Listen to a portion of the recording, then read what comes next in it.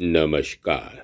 मैं संजीव कुमार आज एक ऐसी पुस्तक जिसकी मांग दुनिया में जब से यह छपी है आज तक लगातार बनी हुई है।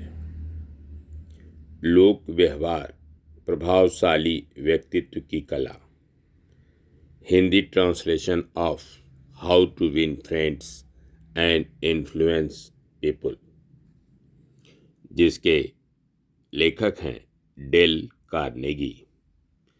इसके सार संक्षेप को मैं आपके समक्ष प्रस्तुत करने का प्रयास कर रहा हूं। इस पुस्तक का पहला संस्करण 1936 में छपा और अब तक इसका छपना जारी है। इसकी अब तक 3 करोड़ से अधिक प्रतियां बिक चुकी हैं।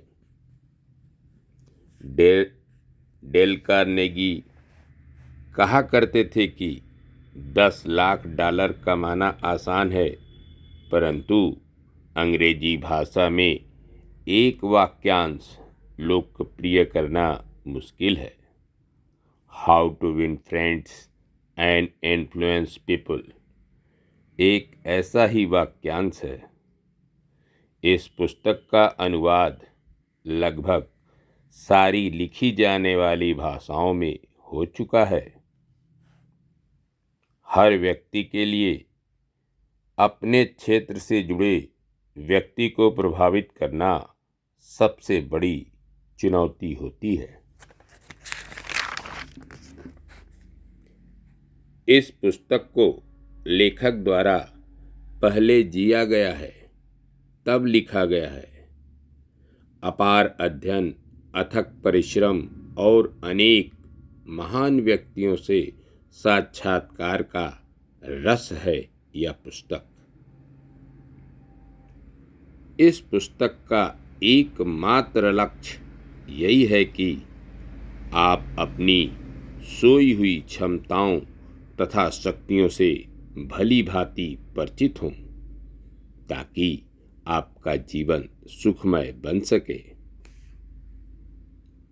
प्रिंसटन यूनिवर्सिटी के भूतपूर्व अध्यक्ष जॉन डी डिब्बन का मत था, शिक्षा जीवन की स्थितियों का सामना करने की योग्यता है। लेखक का दावा है कि पुस्तक के कुछ प्रारंभिक अंश ही आपको कर्म करने पर बाध्य कर देंगे, क्योंकि जैसा हर्बर्ट स्पेंसर ने लिखा है, शिक्षा का उद्देश्य ज्ञान नहीं बल्कि कर्म है।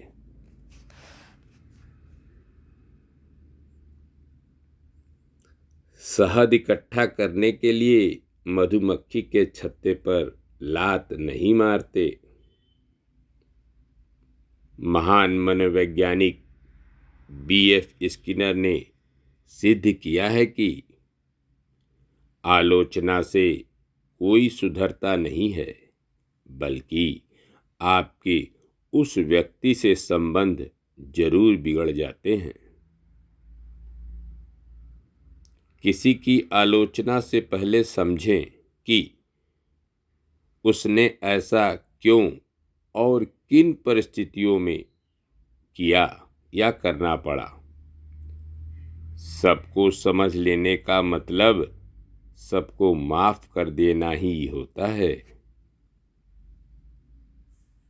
हम पूरे संसार में केवल एक तरीका अपनाकर ही हम किसी से कोई भी काम करवा सकते हैं, और वह तरीका है उस विशेष व्यक्ति में उस विशेष काम को करने की इच्छा जागृत करना। जॉन डुई के अनुसार मानव प्रकृति में महानतम आकांक्षा महान बनने की आकांक्षा ही होती है।